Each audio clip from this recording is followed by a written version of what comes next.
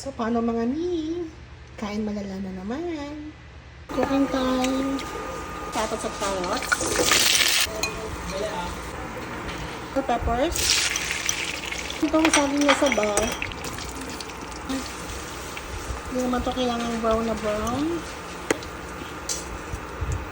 Bawang. Hindi natin siya kailangan i-brown. Yung patis. Konting paminta. Itong manok na binabad ko ng 30 minutes sa pineapple juice, toyo, at paminta. Yun lang yung nilagay ko sa kanya.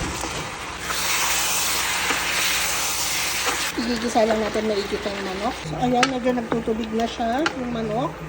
Bango talaga ng ginigisang manok, tapos may patis. So, ngayon, nagisa ko na siya maigit mga mi. Tatakpan ko muna siya para mag-simmer. Check natin.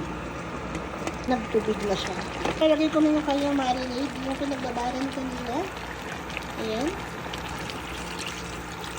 Pakuluan natin. Taasan natin ng konti yung temp. So, ito mga may kumukulo na. Instead of using tomato sauce, gagamit na lang ako nito from Marca Piña Soya Getty Sweet and Spicy Sauce. Ayan. So, optional. Pwede namang ito. Pwedeng tomato sauce. Kayo pong bahala. Gusto ko lang kasi tikman. Tapos ito, sinalin ko siya para makita niyo yung loob. So, lalagay ko na. Samutin natin para hindi sayang. Iba yung kulay niya. Iba sa mga sweet and spice. Dalagyan na natin tong saging na saba. Ayan. Pickle relish na hiniwa ko. Sinama ko yung konting syrup niya. Ito yung magbibigay ng tamis. Green peas para may kulay at saka dagdag tayo ng gulay. Yung patatas at saka yung carrots na niluto natin kanina. Lagay na rin natin yung bell pepper. Ayan, so lagay na natin yan. Ganda ng kulay niya. Hindi siya kulay pula ngayon.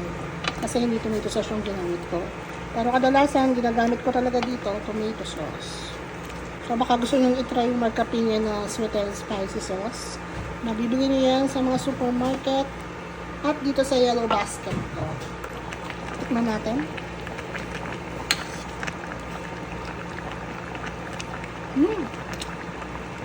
Masarap.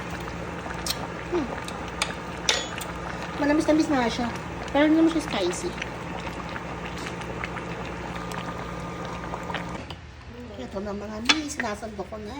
Ay, kakain na. Try nyo ito mga miss. Ang sarap dito. May saging, may patatas, may carrots. Nandito na ang mga pampasarap sa pagkain hinahanap nyo.